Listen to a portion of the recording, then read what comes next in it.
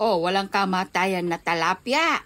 Sabi ni Idol, eto, gawin natin ginataan na tilapia. Ako lang ba, yung piniprito muna yung isda bago igagataan? Yung ibang nagluluto kasi nitong tilapia na ginataan, hindi na niya piniprito. Pero pwede rin naman ganun, bes. Pero sa akin kasi, mas nasasarapan ako pag ipiprito mo muna siya. Nawawala yung pagkalansa ng tilapia.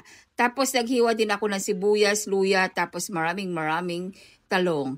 Kung gusto mo lagyan ng pechay ito, pwede rin naman, bes. Tapos pagsamahin mo sa kawali, lahat na pati yung isdang pinirito mo at maglagay ka rin ng gata. Bali 2 pirasong gata po ang ginamit ko dito, bes. Tapos naglagay din ako ng mga ilang pirasong sili na green. Pwede rin naman sili na red. Add ka rin ng pamintang pino, asin para may pampaalat ng konti, tapos suka. Andi lagyan mo rin siya ng seasoning o kaya betchin. Bahala ka na, bes.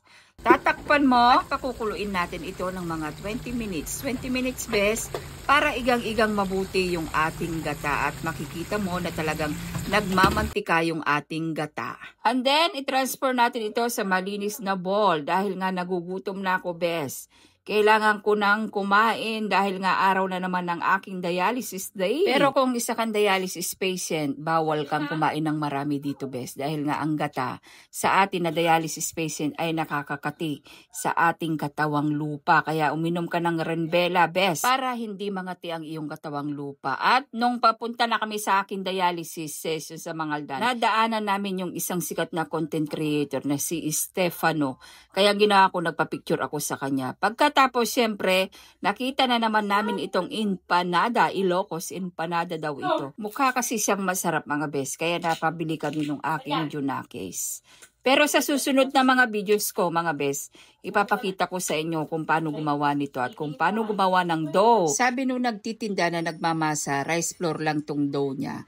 Pero basta isi-search na lang natin kung paano gumawa ng ating empanada para naman makita nyo at kung paano gumawa ng empanada, Ilocos empanada, mga bes.